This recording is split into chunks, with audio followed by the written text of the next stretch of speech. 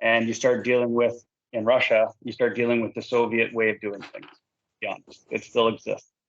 And coming to Russia, I would say honestly, no country in the world puts more money into hockey than Russia. I would say that. Maybe United States, perhaps. I've not experienced it, but really, Russia puts an immense amount of capital into Russian hockey. No kids pay for it themselves in general, not the elite level. All the way starting at age 6, it's funded by the sponsors. So the expectation is on results, which is a major negative, as we all know, when you focus on results. You have coaches who are trying to boost their career, so they're focused on results. The president looks at the results, let's say even the team president, looking at the results of his youth teams, and he goes, why did we not win? And this would be a regular thing that would go on. And it's a big challenge because the coaches feel like to keep their job, because they really do get fired, they need to win. So you literally have at the youth level, it's not much different than what you guys deal with back home or on the other side of the ocean. The best players playing 30 minutes a night, 35 minutes a night. But we really need to overcome that. The amount of training these kids get, let's just go to Moscow, the main clubs. They're training 5 times a week. They're on the ice 6 times a week, plus probably 4 or 5 off-ice trainings a week at 6 years old. It's just the way it is. So when I got the opportunity to restructure a club, you really had to get up to speed with what the problems were. And that was a big problem or a big challenge to understand, well, what are the problems? It's very secretive here. You can't get into the trainings of other clubs. Parents don't get to watch training anywhere. The parents are kept away from everything except for games, which is kind of strange. And I've tried to battle against, and I've lost that culture war. But that's another story. And so all the way through, you deal with this starting at 6 years old, all the way to when you get to junior hockey. These same challenges exist. And so in Locomotive, again, I was asked to build a structure, but the structure was supposed to be based on what they do and improving what they do, not bringing our way of doing things there. And so that was the first year was a lot of wars. And I would honestly say there was probably about 6 or 7 times I left meetings thinking I was fired because of standing up for what we believe in and what I believe in, I suppose, and more of the modern way of doing things. And ultimately, I didn't get fired, luckily. I implemented a curriculum-based system, which was basically has a weekly curriculum for every single age group. And actually it came from, you guys might know Darren Romerdahl. I haven't spoke to Darren in probably 15 years, but Darren signed on to be a coach mentor once and gave me one coach mentoring meeting and showed me his plan from the Buffs, his mid to AAA team. And I ran with that little base that he's had and exploded into something that's huge and created a monster, so to speak. So they gave me a second contract and we went into it. And the next year, within 3 months, there was massive improvements in the way the coaches worked. That first year, on top of building the program, it was a lot about changing the mentality of how training works. And again, the problem was you're fighting the culture. And at that time, really still, there's not many foreigners that get to come to Russia for hockey. Sure, you had like Dave King come as coach. You had Mike Keenan in as coach and Mike Polino. You had this, but that's just there to win, which fits their mentality. There really hadn't been many people come in for any kind of development work. So the challenges inside the organization were immense and stressful and hard, and you're all alone. And you're showing them things they've never seen. And they would ask questions like, well, who else does this? I'm like, well, no one. This is kind of my brainchild. Well, then why would we do it? And my argument always was to something like that is, well, why do you want to be second best? Why do you always want to follow someone? Like, why don't we do something that's our own? And luckily, the president of the club was very forward thinking, which is part of the reason why he hired me or a foreigner to come in. And they just, I guess I said enough right things for them to believe to try it. And so that first year, like I said, we basically I worked with the coaches. My office overlooked the arena. So every time I'd seen a practice, I would call coaches up. We'd talk about things, about activity level, about using skills between drills, active rest, I guess is more what I would call it, active rest, and try to fit more into time. I used the compound interest formula to show that, if we can just do 5 minutes more a day, just of activity, how much that pays off by the end of the year. 5 minutes more a day here turned out to be about 3.5 weeks of extra practice time per player. That would be like 60-minute training. So if you actually just do the math. So we really pushed on that kind of stuff of bringing up the activity level, bringing in more skills into each drill. So even today, I still give an example. I would show a horseshoe drill, just a simple horseshoe. And I would show how you can implement about 5 or 6 skills into it, by mandating the type of shot you use, by mandating the passes you use, by creating a I call it disruptive skill in the middle. Maybe it's a 360 turn back at the center ice, and how we can start checking things off the list on one single drill. And so the coaches, like I said, it took them a little bit. Actually, there's a lot of pushback, but after 3 months, all of a sudden they started beating CSKA and SKA and Dynamo Moscow. Now, I don't know if you guys are aware, but these are top clubs. You've probably heard of them from the past. And so they're big money clubs. They can buy all the players they want. And that's the way hockey works here. You basically buy players at youth ages, relocate them and their families, pay for their lives. But we didn't have that kind of financing. But when we started competing with them very quickly, all of a sudden things started to change. So that second year continued. I started building the off-ice program as well and implementing that. And then the third year was time to do the junior program. So this was major junior. And we actually had two teams, one in major junior, one in junior tier 2, let's call it. And what we did is we used the tier 2 team we changed it a bit. So instead of having 18 and 19-year-olds that just aren't good enough playing there, I basically made it so we had 16 to 17-year-olds playing there, and 15-year-olds would get games. And this way they were playing against 21-year-olds. And any team in that league that doesn't have a professional team was actually allowed to play 22-year-olds. So the experience those guys gained was immense. And the club was very concerned about success again. How can we play these young guys against this? And I said, well, why does it matter if we win? Really, let's focus on our major junior and let's get guys prepared. Well, the one thing that really in any kind of resume or any story about me never gets talked about, we actually won 4 straight third place finishes in that junior B league, which is quite an accomplishment for by far the youngest teams in the league. But again, our focus was preparation for the major junior team. And the major junior team had challenges because the coach was obviously given full rights to run the team in every way. So you have to battle that and you have to respect that at the same time. You're fighting old, I'm going to use the word Soviet because these guys grew up in the Soviet system, not the Russian system. Old Soviet mentalities of just beating on players. And really, I would call it, he used players, he didn't coach players.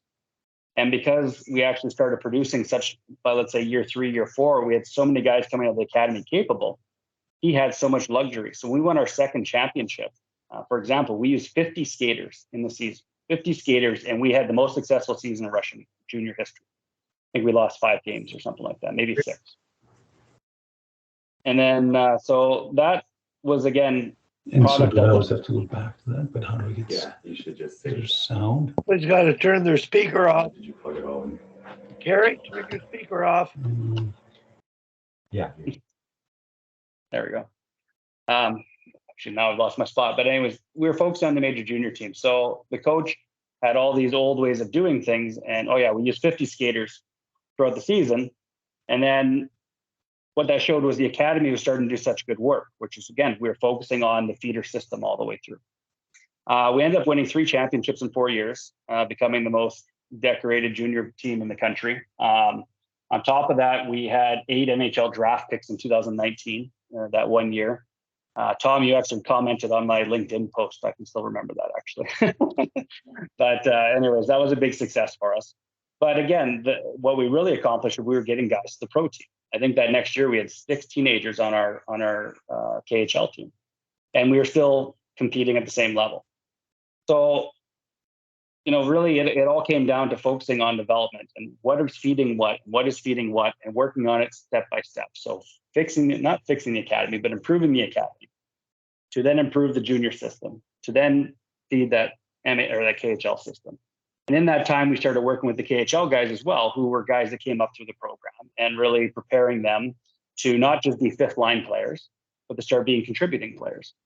Now, at the pro level, you start to realize a lot of the guys who come from the academy up are going to be 3rd and 4th line guys. You don't get a lot of superstars at first. We're just changing things. We're creating good habits. And so you really had to work with these guys to get them in the lineup on a regular basis. Sure, we had like Gregory Denisenko, 1st-round draft pick from Florida. guys like that at 17 years old are playing the first line, second line, not producing greatly, but getting their experience. But in the end, you're really working with these grinding players and just developing them every day and taking each step and never really changing the principles of what we were trying to do. Whether I was working with 12-year-old coach or whether I'm working with 20-year-old pros, really we're doing the exact same things. We're still working on pass technique. I had the KHL players, not the team, but let's say 6 guys on the ice and lining them up on the blue line, like literally stationary passing drills, to make sure that their stick was moving in a straightforward projection rather than a rotationary direction. And, people think you're crazy and the club thinks you're crazy. How are you on the ice with pro guys doing this? They know how to pass. Well, no, they don't know how to pass. And we did so much fundamental work with skating, so much fundamental work with passing that really by the time the championship started coming in the playoffs, teams weren't even competing with us.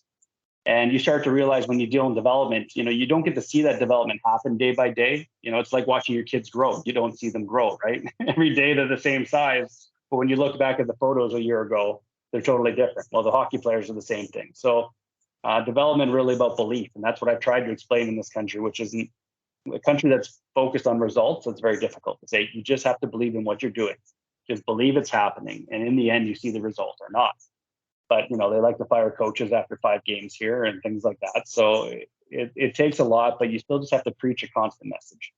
And the consistency, I think, with which I spoke really paid dividends over the long term. Know what your principles are and stick to them day after day after day. Repeat the same messages day after day after day. And maybe not every day, as you guys understand, but every time you're involved in that conversation, you just got to be consistent. Just like as coaches, we want consistent players who we know we're going to get from them every day. Whether it's a 3rd line guy or 4th line guy, we don't want a guy who's great one day and garbage the next. And same as when you're a director, you're working development, you just need to preach that same message every day, be consistent and capture it. So through that, we really did a lot. And I was there 5 years. By my last 2 years, I was director of hockey operations, and I was focusing on player career path, so to speak. Which guys, where do we put these guys? How do we move them? These guys need VHL, which is like our AHL. These guys should go to the VHL. We need to try to get them some games. But we didn't have our own VHL team. We could get our good guys into the league, but the problem is, again, you get them there and the coach doesn't want to give the young guys ice time because they want to win. I apologize if you guys can hear this, but we have a game in less than an hour here against St. Petersburg. So I'll apologize for any noise in the background. So those were challenges we had. So you try to work with the VHL team and really actually we put a grind on the guys. We would ship them back. If they had 4 days off, we brought them back and we ran mini camps. We ran a camp for 1 or 2 days, work on skating stride, work on turns and dynamic abilities. And we did everything we could. And when I went to Avangard after, they really were so concerned about player fatigue, so concerned. Everything was too hard. Everything was too much. And I'd show them the schedules we had in Locomotive and they wouldn't believe it. They said, no, that's so bad. And, I'm not going to crap on science and physical science. But when we did do some tests with guys, and sure, they were red lines, they were tired, but in the end, we really developed guys. We pushed them.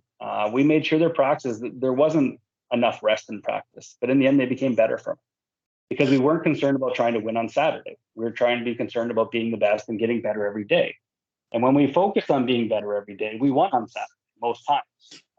Again, in the academies, we pushed guys harder and harder. I allowed them to have a little bit of variance when we really had a really tough game that weekend, maybe Dinamo or Fiesta. But in general, we just pushed and we didn't focus on the results. And I tried to get the directors to change their speech to the coaches. I tried to get the president to change his speech to the directors. That doesn't come easy. And I can't say it was a great success, but we really focused on just, how to speak to the coaches and what to ask them. Please don't ask them about winning and losing, right? Ask them what went wrong, what happened here, what could we have done better? And if you can start with those questions, as you guys know, rather than saying, why didn't we win? It just changes the whole concept, and the coaches start feeling a little different when they get those questions. But coming to an old culture like this, really, it was a lot of stuff like that you're just digging down deep, and you're having to work at every level, and as a one guy trying to change whole organizations. But like I said, we had really good success there. I'll admit in Avangard, it didn't go so well. They really wanted to change, or so they said. until they realized how hard change was. And you realize that you do have to fire people sometimes, and you do have to be hard on guys, and you do have to pay out contracts, and it costs money. And Locomotive, they were willing to do that. In Avantgarde, they weren't, and we didn't get the same kind of results. But oddly enough, they still are using parts of the program I left behind, and I guess good luck to them is how I think of it. So, I don't know, guys. That's the quick rundown. I can speak deeper. I wasn't prepared to speak today. It wasn't the plan. I planned to listen, so I didn't really go through my mental notes. I guess to go into my current work, I'll talk about my current work a little bit here. As I said, we have Chinese guys here, and they got to play, and they need to be better. And we have a 35-man roster. So like today's game day, so I have 10 guys on the ice after. And again, here I got Greg Ireland as my head coach. And Greg obviously wants to win, very competitive guy. And he does everything he can to get there, and his focus is there. So right now, a lot of my work is about working guys out, to make sure they get the reps in, to make sure they work hard. So we're not at the point yet where we're really developing skill. However, as a coach, as a development coach, I try to really build in skill details into all the exercises. This is not new to you guys, I know that. But a lot of dynamic movements, a lot of turn backs, a lot of, turn pass, turn back again, go the other way, just being extremely dynamic. But then the guys do have the polars on, and in the end, I got to show they worked hard at the end of the day. So there's not a lot of time to stop and teach. And this is different for me. Because let's say, go back to Locomotive with the skill work. Actually, I guess I skipped a part. One year I brought in 2 foreign skill coaches as well. And with the junior team, they had practice every day, and they had evening skill training every day. And so we worked on everything. We made everything game-like, every skating skill you can imagine, every kind of turn. We built it into a game situation. But we took time to teach because they were getting their reps in. They were getting their workout with the team. Our time was to teach. And we did a lot of video. We do skating analysis on every player. So we take video and we break it down to skill shots of their maximum stride, of their D bend, of their forward lean, and we show it. And we sit down with every single player, whether you're first line or fourth line, and we go through all of it. We would do their wrist shot, their slap shot, every detail, where your hands are, where your balance points are, your knee bend, how you're dropping your hips in your shot. We did all of this detail by detail with 3 people. With 2 junior teams and the young KHL guys.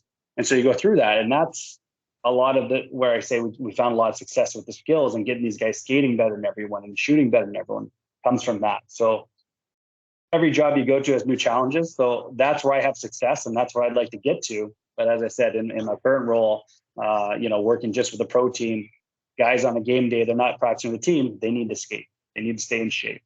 So, you push them for an hour, and you try to get their heart rate up, and you try to get maximum repetition, minimal rest, lots of explosive work. You might have 6 guys on the ice, which is a challenge to try to manage work-rest ratios. So right now, that's where we're focused, and I'm hoping we can shift it a little bit into more skill. But like anytime, you're at the mercy of your head coach and what they demand. Sean, Wally here. I wanted to get some other people to chime in, because the conversation you're having, I've had with people recently. There's a question there for you. Do you have a biomechanics background? And before he answers that, is that Sammy's question? Yeah. I think, all of us in that era, we took our coach certification, and we were educated about biomechanical tactical breakdown, whole part, whole method, joints in order, 6 biomechanical principles, and we knew how to teach. Today, that's not part of the certification accreditation. You get it if you take theory coaching in Canada, Sammy. You don't get it if you take sports coaching. And it's a missing link in hockey. Definitely a missing link. They don't know how to teach passing and shooting, because there's a biomechanical process to follow, which Sean, myself, anybody of my era has been educated in. So I'm going to bring in Kerry Bracco, Sean, because Kerry, Hope I didn't lose you. Are you still there, Carrie? Your speaker on? Click on that little microphone in the bottom of your Skype. I spent 2 hours in Carrie's office yesterday. Carrie's won a number of national championships at the midget level. Son's playing midget AAA hockey. And he's talking about the importance of teaching tactical skills. When you talked about evasive tight turns and adapting drills, making them apply to a game situation. Carrie, you said you talked to a young defenseman about playing one-on-ones because he was taking penalties, and this is biomechanics. Can you talk about that conversation and why you had it and what you said, Carrie? Because it relates to Sean's idea of you got to teach. Go ahead, I see Carrie. so many of these young kids when they're out there on the ice, and I'm watching the game, and I'm not close enough to them, but I'm watching them, and this particular defenseman was really struggling because he was his own worst enemy. And this dealt with just this, the way he placed his stick on the opposition. Instead of working, and I'm a big fan of working the hips and the center of gravity and using your fist and your stick to push the hips and take the puck at the same time. And it's something that's never taught to anybody. And so he was always taking his stick and it'd ride up the back and get penalties, when really the positioning of the stick should be on the hips and working the hips and taking the puck at the same time. And, just the look on his face, I just took him aside for, it was 5 minutes and just showed him, because the coaches are out there and they're doing all their stuff. And after the practice, kids are loitering around, or this particular situation, it was at a preseason game and he wasn't playing. And so I took him aside and just the response from him was, I said, well, has nobody ever shown you the center of gravity of a body? And he said, no. And it just kind of amazed me that at U18, with all the development that these kids have had and all of the individual skill development, that not once, and he could have been maybe taught it, but never really remembered it. So that was, it just, to try and enlighten him and help him working, and I think that's what you're talking about, wasn't Wally? Just the simple work of the hips, and also, if you're a defenseman in front of the net, and instead of hammering on the back of somebody, lift his butt up and push, and they tend to move a lot easier. And those are simple teaching things to me, but they're not even talked about with these young kids. I coached Carrie in Bantam and taught those things. Now, the language, Sammy, biomechanically, when he says lift the butt up, he means get the stick underneath the butt and raise it so the legs are straight, and then you can push them the direction you want. That's to do with the center of gravity. The more stable you are, the lower your base, the stronger you're going to be on your skates. And that principle is called stable balance, principle 1 of biomechanics. You want to be off balance in the direction you want to go. And I have 3 exercises I do. And in 5 minutes, I take breaks with coaches at clinics. I do the stable balance one, which is very simple and revealing. And they get the point of the importance of the stability and the center of gravity and being off balance in the direction you want to go, which relates to pivoting and skating forward and skating backwards. Sean, I find the defensemen, their weight is on the front of their body. They're not sitting tall riding a horse skating backwards. That's a fundamental biomechanical principle that can be improved just by getting them to sit tall and ride a horse, which is a teaching point I've evolved over the years with backward striding. And I've shared it with Jordan and his AAA girls over time. But my point is, Sammy, and I'm glad you brought it up. When you brought up the biomechanical, it's like, gee, you're a specialist. No, he's just a coach that went through coach certification where you're educated to do this. And it's missing in our system. So I'm not sure what's happened in the States, Peter, relative to biomechanics and teaching principles, but we've got what we call the whole part whole method, where you look at a skill, you break it down, but then you've got to have a fundamental of the biomechanical pieces. Peter, in the States, where are you at in biomechanical knowledge and education that you've received? As far as anything formal, and Mike can probably speak to this in regards to USA Hockey, but I'm not aware of anything that's actually as formal as you're talking about there. I think what happens is, like you were talking, it sort of comes from experience.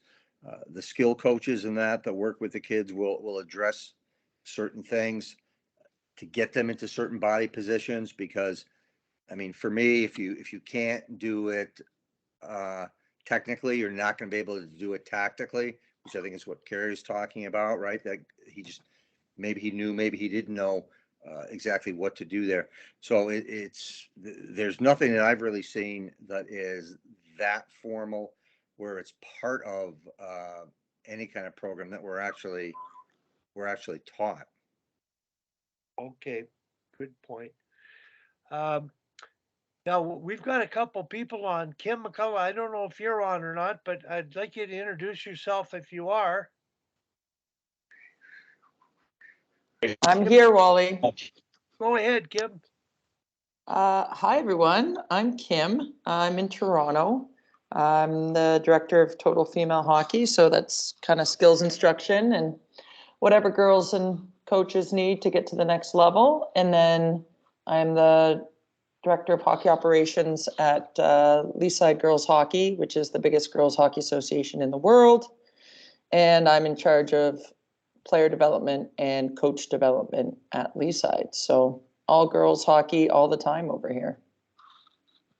Now, Kim, I want to pump your tires a little bit, because Sean, you talked about the skill work, the development, and I'm really amazed that the success you had by doing what you did relative to what I call fundamental skills. And I take the word and add the adjective tactical. And there's a difference between just generalizing passing and generalizing shooting, but different types of shooting, like you said in the horseshoe drill, you had to finish with different types of shots. Well, Kim, at some point, Kim, we're going to have you on, because she's done things with girls to make them more competitive that relate to the tactics of a game, stable balance, being comfortable with contact in female hockey, and overcoming fear and gaining space and time and maintaining and protecting space and time. So, Kim, can you just briefly talk about one or two things that you do in that regard? And Sean, I'm sure it's something that might apply there at younger levels, but even at your level, I'm not sure how they manage contact in Europe. You've got the bigger ice, no, but you might have the normal NHL ice in your rink. But Kim, go ahead. Sure, KHL's on all NHL. Sure. I'm going to get the camera going. Sorry, I'm not camera ready today. Well, with our organization, we emphasize the 3 Ps of all our teams. We have 30 competitive teams and 40 house league teams. So we talk about pace, poise, and physicality. I think with girls hockey in general, they tend to play too fast and too soft and too individual. So it's like an individual sport played at hyper speed where no one touches anyone. That tends to be sort of a very general categorization. So teaching them how to speed it up and slow it down would be pace. So they can't always play on overdrive. Poise, obviously in open ice, along walls, under pressure, when you have tons of time. Again, they play a lot of the time kind of old school north-south hockey. Like, let's just get up and down the ice as quick as we can. And then the physicality is the one that I really focused on last year, and I'm continuing to do this year, while emphasizing a little bit more passing and puck support, because that's something the girls are really struggling with as well. So physicality, I mean, owning your space, when you have the puck and taking away time and space when you don't have the puck. But, you know, we have some pretty standardized practice plans that I run with all the ages, you know, teaching them how to build a wall and build an escape route and those types of things. But as Wally said, a lot of it is driven by safety and confidence, right? So you get like the big players who are more than happy to play physical and they're getting a lot of penalties or they're hurting players, and that's not good. And then you get the smaller players that are scared to do it, or when they do it, they don't have any positive result as a result of that. So last year, the emphasis was more on the offensive side of physicality, which the girls had no idea of. They never thought of like drive skating into someone while having the puck. They would just accept the outside and stay along the wall. And then this year, I'm, I guess, developing more of the defending side of it. I think I took for granted that our coaches understood how to teach someone how to pin. And it became very clear that they had no idea how to teach someone how to pin safely or effectively, or as, you know, Wally was talking to, you know, sneakily, so you can move someone out of the way. So that's still an emphasis for us, but all our teams run the 3 Ps. We're all on the same principles. We all are teaching the same concepts. So it's 2 years into it, and this is the first year, hopefully, that I can actually be at the rink and be on the ice more with everyone now that the restrictions are lifted. So it's been fun, but we've definitely seen results with the teams that we've worked with. We've had, I think, 6 teams in tournaments so far, and we've won gold or silver in 4 of those tournaments. Those are with our AA and A teams. So our AA and A teams get a little bit more Kim time, but they weren't so great last year, and they seem to be coming on strong this year. So hopefully that's because of some of the development we've been doing. Kim, thank you very much. We could probably spend a day talking about player selection after what you went through. You said you had to deal with that one day and couldn't join us, but I wanted to get Kyle. Kyle, are you still on? Yes, I am. Good. He's a skills person. I met Kyle like Sammy. Sammy was at Hockey Canada's Goaltenders Symposium, and Kyle was at the Skills Session Symposium. Kyle, relative to what you do, can you talk a little bit about what you do and your role with Hockey Canada? And you're in the business of a professional skill developer. So can you elaborate on that and maybe see what you're taking out of what we're saying and what you apply? Go ahead, Kyle.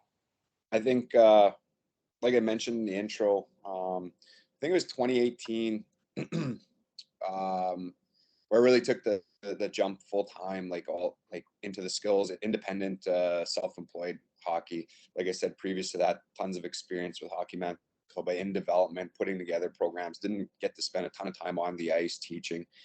Learned from a ton of great coaches. Obviously, you know, I felt I brought things to the table that would help coaches as well. So I think that was a really good way to start my hockey career, and establish the hockey career. Got to spend time with U17 national team and support U18 national team when they were in town here in Winnipeg for a prep camp and different things like that, all kinds of development programs with Hockey Canada and through our province here. But when I started independently, what I felt was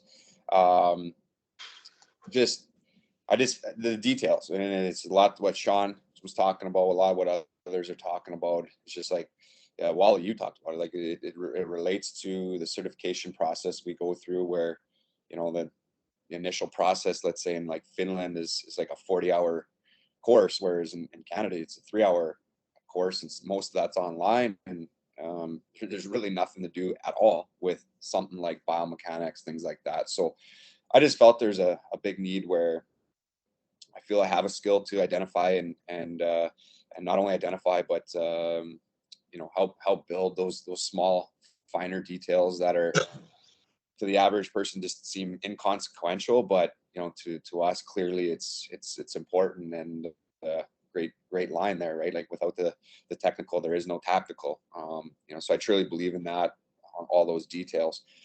So, you know, with the snapshot of, again, I mentioned I have young kids, 8 and 10 years old. I volunteer coach with them. I've been doing that, the last five years, essentially, since the Timbits hockey, the U7 hockey. Was manager and director of operations and of our U16 high performance program. So I've always had a great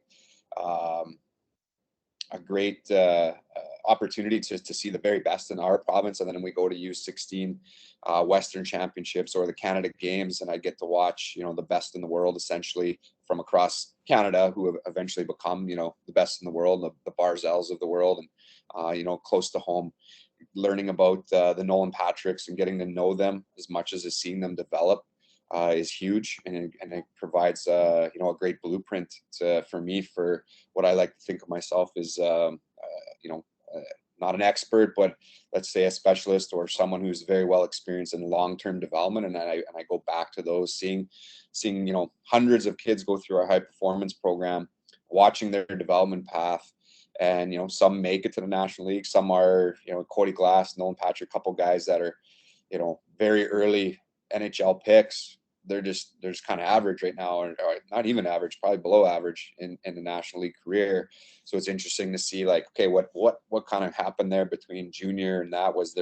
Did it fall short on details? We know there's injury things. All those things are very important to me, and I think it comes down to really figuring out some mindset part of it too. So we've had tons of players that are highly skilled. They're like, oh, this guy has all the talent in the world, but they can't establish themselves even in the Western Hockey League and kind of float around in Junior A, and people scratch their head as to why. And it's just like, well, no, it's very obvious this person isn't interested in getting better, or unfortunately never had the opportunity to be shown the things at the right age and the right time. And that's a fundamental of why I do what I do and got into what I do. And I'm not looking to build a huge corporation out of it. I want it to be manageable, where I can be on the ice. I'm on the ice about 95% of all our sessions right now. So I feel that's important for me, and that's important for essentially building a name and a brand here locally. And I bring in tons of great coaches that not only I learn from, but you can just say they have more experience and more background than me. I'm not afraid to do those types of things. But it does feel good when, those guys want to work with you. They take things from you, and, you feel good about that when these guys have had full pro careers in the National League and Europe and beyond. And again, when we strip it all down, what are we talking about? We're talking about these simple details, and these guys have lived it, know it, even more than I do. So again, it feels good to talk about those details with them, and then pass them directly on to those players. And we just posted yesterday on social media, it's National Coaches Week, so posted a thanks to our guys that support myself and my company called Rise Hockey. But again, with all that world experience and National League experience, I think in Canada, we, especially at minor hockey, we overlook it. We're so focused on trying to encourage the volunteer, which is not a bad thing, but we encourage the volunteer and give very little resources, and it's essentially created a multi-million, who knows, maybe billion-dollar industry with the third-party skills development. And obviously I'm on that side of it, so I'm not calling for it to be banished, but at the same time, I would really love to see that incorporated more into the hockey season and every day. Then that way players can get a little more value out of their hockey season and not Kyle, have to I'm worry. sorry, I want to interrupt you because No problem. your industry is the result of the lack of coach education. That Absolutely. Sammy, when you brought up the point biomechanics, Sean was educated that way. He's in the Russia, which is sort of becoming the Soviet Union again. He's been able to take the biomechanical approach and apply it to his specialty of tactical skill development, blending into game execution. And I believe that we've created this generation of coaches that rely on you, Kyle, and you, Sean, because they're coaching to win, and all they do is shorten the bench, Sean. So when you missed it, Kerry, but Sean mentioned the biggest influence I had when he was working in the Northeast coaching. My mantra was play 4 lines. And he said he did in his final season and never missed his beat. And right now, Kerry's dealing with that in his association. Sean, this relates to developmental coaching, which they've identified, they picked their team and they've already identified their first, second, third, fourth lines. When you're developing these players to rise to roles, but they're pigeonholing them into those capacities to get more ice time than others and to not develop and be able to fulfill any role because they're coaching to win right now, not down the road. So, Sean, when you were working with those kids in Russia and the 16, 17-year-olds going up, in terms of their ability to play different roles and get quality ice time and contributing time, that's what it's all about. My point, Kyle, with you is this coaching education is critical to it. It takes 15 minutes in a classroom, intervals, as a bit of an icebreaker for everybody to get up on their feet, learn how to use all the joints and how it's important, learn about stable balance by getting up from a chair without moving your shoulders, and it's just where your center of gravity is. It's so simple. It's not, they call it science, but it's not really rocket science. It's common sense. Kerry mentioned the center of Wally, gravity. That's a very simple can I principle. comment on that, Wally? Sure. Yeah, so what Wally's saying there, a note I have here that I wrote down while listening to all this. As I said, we broke down the skating, strides, and shooting. We put them on a piece of paper and still photographs because I've learned that kids they can't see video so well, but they can understand a still photo. But what the most important thing is that I preach with this, the reason we do it is because we need to give the player the info. Doesn't matter how knowledgeable the coach is if he doesn't give the information to the players. So Wally's talking about a classroom session, and that can be done in a group session. It can be done in multiple ways, but in the end, you've got to get the player the information. You know, it's kind of like the Simon Sinek why, start with why. And when it comes to tactics, everything we've tried to do here, or not here, but even previously, is about explaining to the player why. Don't just say do this, do this why. And I can tell you in Russia, they know how to stick handle pylons great. You put them in a game, and then they go, well, I don't know why the guy doesn't do it in the game. Well, because he doesn't know why he's stick handling the pylon. He doesn't know how to use the skill. He doesn't know the situation to use it in. So really a lot of it comes down to me, and my philosophy is letting the players understand everything I possibly can, not just what to do, but why they're doing it and how to do it and breaking it all down. And I was told by a coach years ago, a coach in the NHL, that 80% of what players learn, they learn from each other. It's really only about 20% that the coaches give, but that 20% can make a difference. So again, with the system I built in Locomotive, it was important that we made sure the players got the repetitions of all the skills. That was number one. Number two is having an educated coach who can make that 20% difference. But really, as long as we made sure players did saucer passes a certain amount of times per year, not quantity, but it was mandated in the curriculum week after week, then we knew that a lot of them are going to adapt it because they see their best player doing it and they learn from each other. So I try to take a lot of stress away from the coach and just build a solid program that any coach can do, that he can be creative in, but it ensures the players get the repetition so they can learn from each other in the long term. Sorry if that's long, guys. Sean, could I just quickly ask? I had a question earlier when you mentioned your routine with Locomotive. I believe you were talking about your junior program. When you did all those extra skill analysis and the shooting, all that extra work, could you reiterate kind of that weekly routine or daily routine that worked on? Like I find here, and like I mentioned earlier, I do work with Manitoba Junior League, and I find the good enough attitude and the status quo attitude is just too much. And we're a small province and need to do the extra things. And I'm just curious, like again, in that setting, let's just say they had their team practice, like you said, they do the work, but what would it look like for if I'm a player and I was playing for you at that time? what would my day and my week look like, and getting in all that extra stuff? Well, it depends on the schedule ultimately. Games dictate the whole schedule. When you're playing a 60-game season, like the major junior is here, that dictates. So there's some weeks where you got 4 or 5 straight days off, and there's sometimes you're playing 5 games in 9 days. So that changes things. So there is no typical. What I do though is I really focus on planning to a very strong degree. And what we do is we try to squeeze every minute we can. So we look at that schedule for a 6-week period, and we build out where we can fit every skill training we can. And we did it 2 ways. One, we had the evening skill trainings. And when we couldn't squeeze them in, we did 15-minute trainings before practice. We just did 15 minutes. Skills coaches jump out, run through 2 or 3 exercises, get off the ice, coaches come on. Probably do a scrape, just to do a dry scrape. But getting into the skills, like the skating and stuff, again, those skill trainings, they fit in wherever we can, maximum amount that we can get in throughout a season.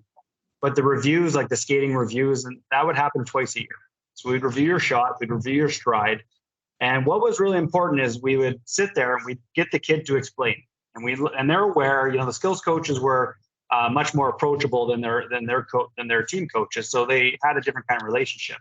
But we would sit there and break down those key aspects, but we wouldn't say all the things that were wrong. So a kid would get a score out of 10 on, let's say, 6 different elements of a skating stride, or maybe 4 elements of a tight turn. A lot focused on knee bend and balance. And what we do is we focus on the kid and say, here, pick this one or maybe these 2 and focus on them. And we would tell them where to focus on them. So it wasn't just our training. And a lot of times it comes down to with like skating stride. When you step on the ice for those 3-4 minutes before the coach starts practice, work on your stride. Now, of course, not every kid does, but the kids that don't are also the ones that don't play pro. In the end, a lot of them. They're either good enough skaters already or else they're not going to play pro. And I have a couple examples. It's actually oddly, they fought the other night on 2 opposite teams, but 2 guys that were together. And both of them were thrown away from Locomotive from not being talented enough, but they were pure grinders. I have one on my team now, and the other one plays for Sochi. And these guys were 2 of the guys that wanted everything they could get. And so we would sit there and we'd break the stuff down, and you'd see those guys for those 3 or 4 minutes before practice. Or when the team's picking up the pucks, they squeeze those extra 2 minutes out of the end of practice. With shooting, we talk a lot about warm-up drills. We tell guys that, when the coach does the horseshoe at the beginning of practice, it could be any warm-up drill, in all honesty. Focus on these key points. Focus on keeping your hands inside your body lines and dropping your hips, let's say. And so we would tell them what the key details are. Don't overwhelm them with all the details. And then tell them where they can work on it. If it's stick handling, we do a lot of stuff off the ice. We'd say, go home and stick handle with just your top hand. Just stick handle around a chair with just your top hand to get that top hand mobility working. So that was the key. So a lot of it doesn't come down to just what you're doing with them. And don't, you really need to focus on helping them figure out where they can make it work the best possible. So I hope that answered your question a little bit. I'd like to mention something related to that. And it really is simple. And Tom Malloy is on. They're running drills. Tom was doing a passing drill, and they weren't completing passes. They weren't catching them. They weren't making accurate passes. And I just saw they just didn't handle the puck well. They didn't feel the puck.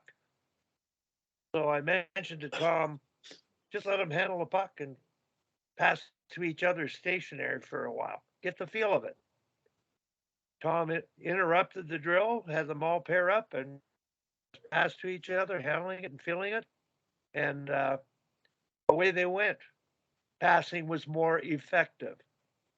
So it's all about the right stuff in your business as a coach or a skills coach. The timing, right stuff, right amount, right time of what you're going to apply in the instance. And I think us bald guys and gray-haired guys here, we've got a knack for seeing that quickly and making those corrections quickly to get results. And I believe that coaches today, more experienced ones might, but they're caught up in team play and results, and they're missing out what it takes to get results and effective parts of the team play. So It's that simple. Being able to, Kerry talked about the hips, and boy, having them pair up and stationary protect the puck and see if they can get around or move and lower your butt or whatever. Just find a way to work on the thing that's preventing them from being successful. Kim, you made a complimentary point, and I think it related to the communication of coaching. Kim, would you elaborate on the points you typed in?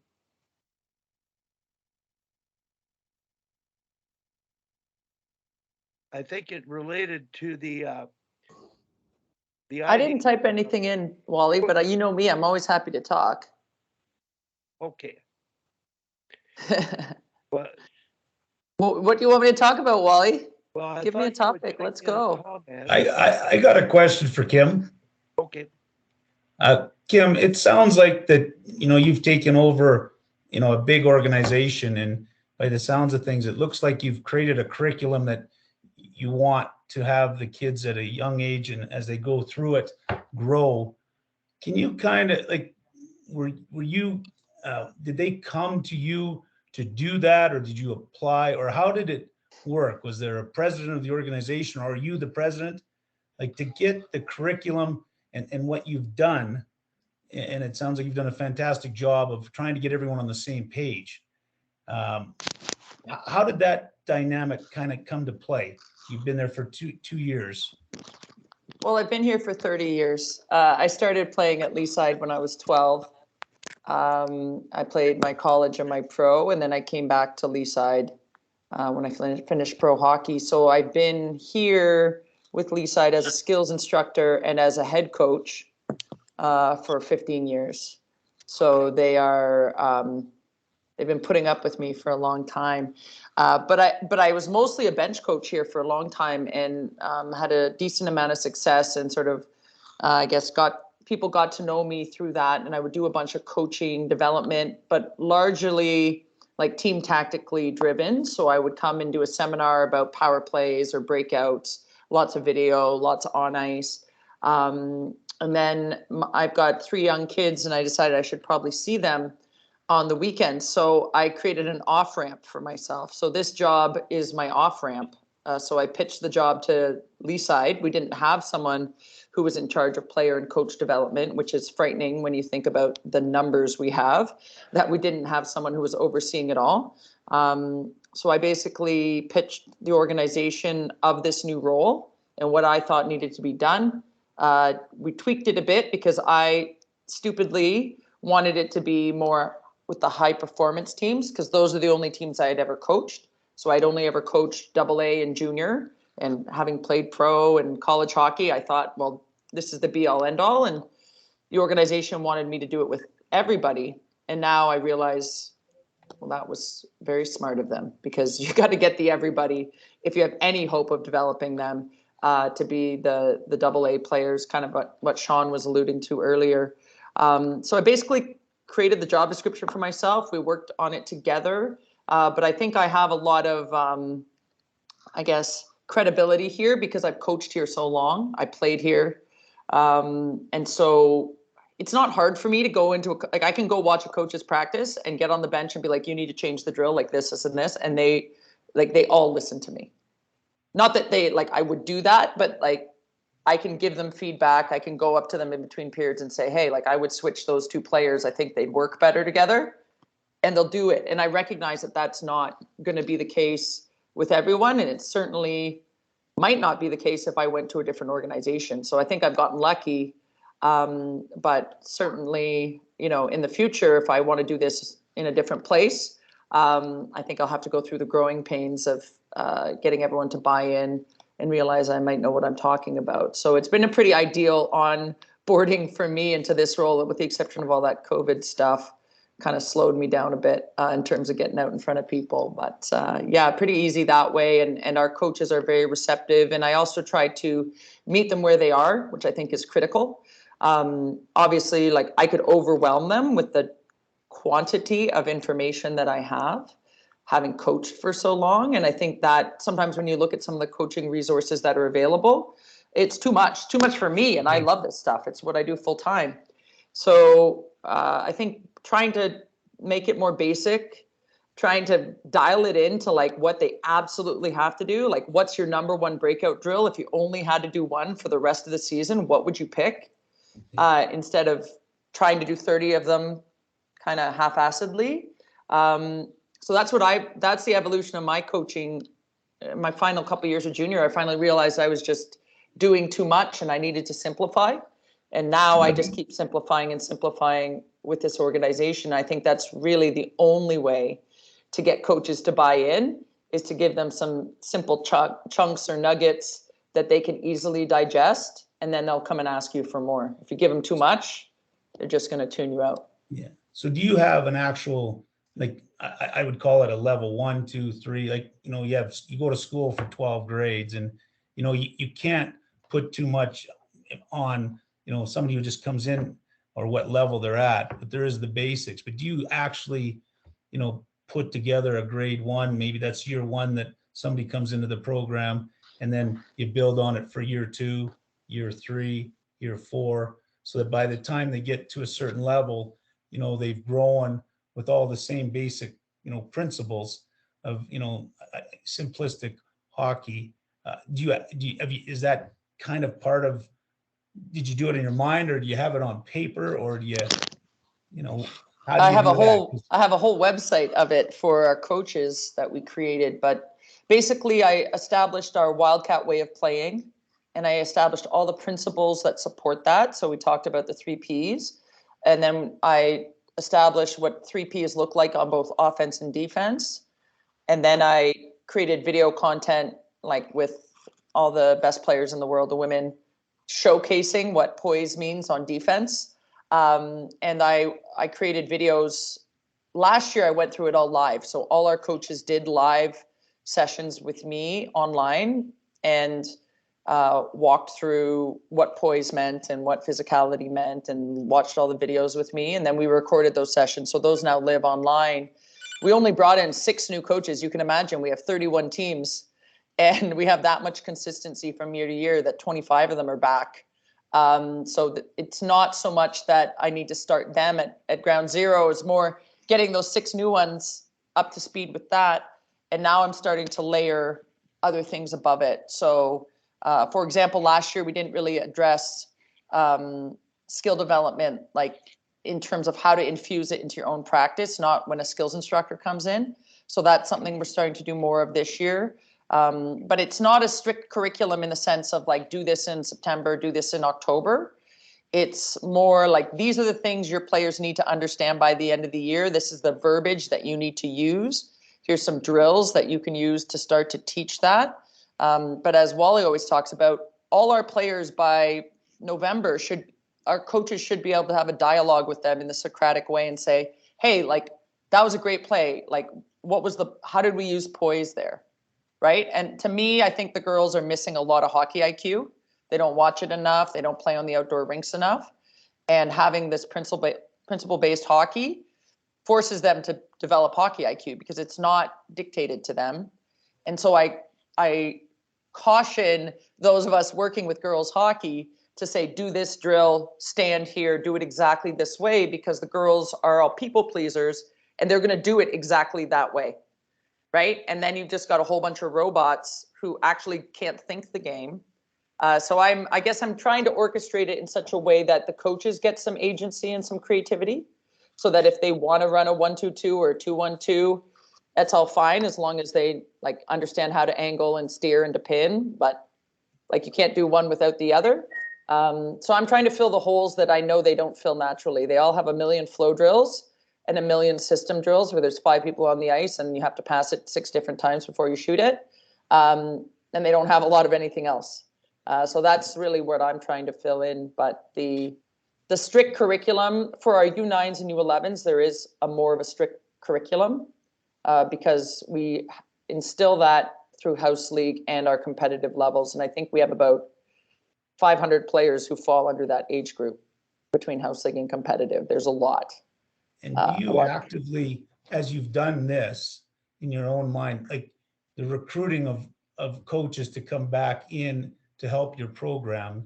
Have you gone to that stage where, because if you're doing what you're doing, you're really creating the coaches of the next generation, you know? So if you have good coaches that you're working with and they're parlaying what you're teaching, have you gone to the extent of, I call it the recruiting of proper coaches to come back and help the next generation? Because it's in Calgary, we've lost a whole generation of what would have been good coaches because we didn't provide them with good coaching and with a curriculum sort of atmosphere like what you're doing. Have you added that component to it? I call it the recruiting of the proper coaches to come back and help the kids once they've gone through the system. Well, yeah, I'm fortunate. I've got 5 of my former players are now head coaches here at Leaside. So that's pretty cool and makes me feel old. And they were all assistants with me or worked hockey camps with me. And many of them I coached since they were 12. So that's pretty neat to have them coming through.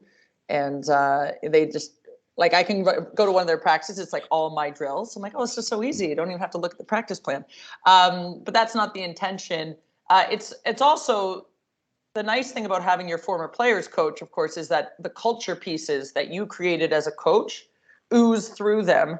And the feedback I get about these coaches, these amazing women who are now coaching here, is the parents are all like, oh my God, they're so great. And the culture is so great. And it's not about like wins and losses, although all their teams are doing great. It's the fact that they have taken the culture that I created and absorbed it and tweaked it because they're different than me. They're all way nicer than I am, although I've gotten soft now that I had kids. But they've taken that, and that to me is the most powerful piece. So, you know, to circle back on the things I've instilled, we talk about the Wildcat way of playing, but we also talk about the Wildcat way of being. So that goes back to the mission statement exercise, the values, right? The vision. That is all, we've got that printed all over the place. It's in all of my presentations. I hope that a lot of the coaches can say it off part, although it's a little bit long, the mission statement. But that to me is what unifies it all, right? Because we are, and I'm sure it's the same with you in Calgary, Carrie. I mean, we've got 4 other associations within 20 minutes of us who are fighting for our players and fighting for our coaches. You have to give them a compelling reason to stay, right? And I believe I have to give them a compelling reason to stay even when I'm not here. And I only say that because I do have a pull to bring people here and get people here and keep people here. But ultimately, it can't all rest on me. And so that's where bringing back people that I've either coached or coached against or played with and saying, hey, why don't you come be part of the Wildcats, right? Then once they have the culture piece, getting them to, you know, teach the 3 Ps is really easy, right? I can't get them to buy into the 3 Ps and here's how you teach angling if they don't believe in the cultural piece right off the get-go. So that's a big part of our coach selection process is, you know, conveying our mission statement to them and the things that we value. So we make sure we have the right people here before we give them, you know, the keys to the asylum and let them run wild with the team. It's not perfect. You can imagine we don't get 10 coach candidates for every all 31 teams. Sometimes you just got to take what you get. So in your organization, like I call it the business side and the structure is on one side, and then, you know, the development of hockey, which it sounds like that's what you're in total charge of. And so the selection of the coaches and the criteria and all that are all set up by you. Is that correct? I've done it the last couple of years, and it's actually something that I'm handing off to a committee that I will guide, because I just, for the amount of time that I can spend on it, there's better uses of my time. And I don't mean, it's obviously critical, but I can get some other people to, you know, enact a lot of the nitty gritty of it. But yes, I would say it's still a moving target on what the best practices are, but having done it for 2 years, one of those was entirely a COVID year. It's pretty hard to pick coaches and players when you've never been on the ice all season. Yeah, I would say we don't have it ironed out yet. I think it's still a big, hairy challenge for us to figure out how to do that. And the biggest challenge for us is we have so many parent coaches. The non-parent coaches, typically are AA and A, I can, like, that coach selection process is quite easy. Our biggest challenge is the parent coaches, of course, are going to coach their own daughter.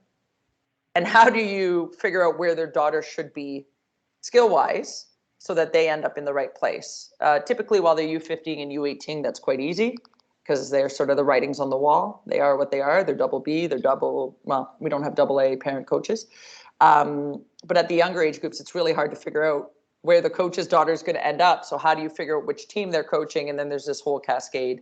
I haven't figured out the solution for that. I think we just have so many teams. We really, last year, I would say I did coach selection from September until I just finished last week for this season. Like, that's crazy. It takes an entire year to select the coaches for the next year, the way we're doing it now, and that's not right. So if you have a suggestion on how to do it better, Carrie, let me know. You got a big organization, so it's you know, we don't have anything quite as big here as an organization like that. You know, good on you. I mean, it's one of the fundamental challenges that we're facing out here is getting a hockey mind running, how the coaches are operating and how the kids are being taught. And I call it the curriculum of good, you know, solid, successful hockey. And it's really been my biggest challenge is to watch the last 15 to 20 years of us not evolving into something like what you're doing. And I'm very intrigued because, you know, I've tried different avenues, different ways to try and pull it off. But, you know, here it's, you know, there's such a political struggle. And even with my background of, you know, and it's funny you mentioned about the kids that, you know, have come back to coach. One of the real joys that I had was, you know, winning a national championship with a group of kids in '91. And then 11 years later, you know, 3 of those kids were on the bench as coaches with me when we won it again.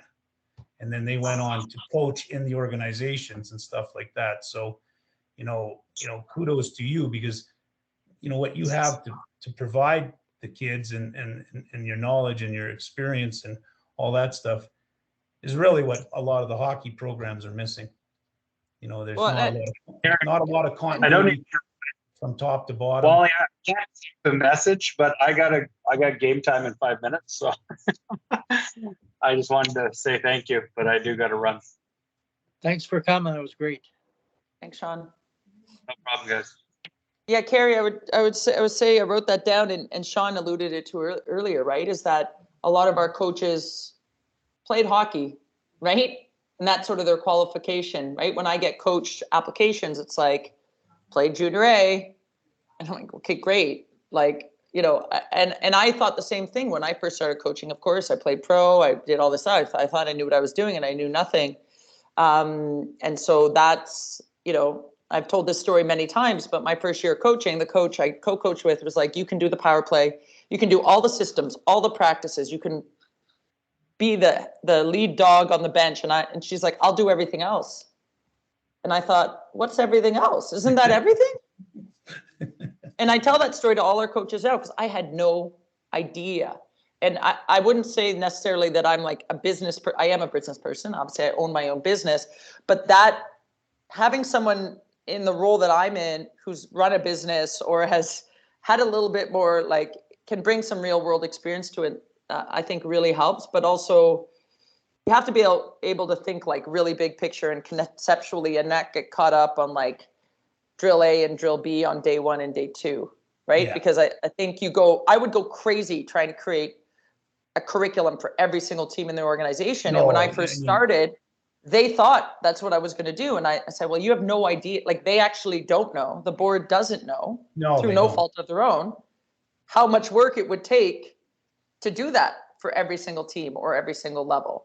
And would it even be used or effective? So again, for me, it's, you know, how can I meet the coaches where they are, hold them to a high standard, but make them take ownership, but hold them accountable to it, right? So, and that goes for the on ice product, but more importantly, the culture side of it. You know, we did a call on Tuesday night with all our high performance teams, and all the high performance coaches were like, I said, what's the one topic you want me to like get on my soapbox? If there was one thing, because I had every parent, every player, every coach on this call. It's like 300 people.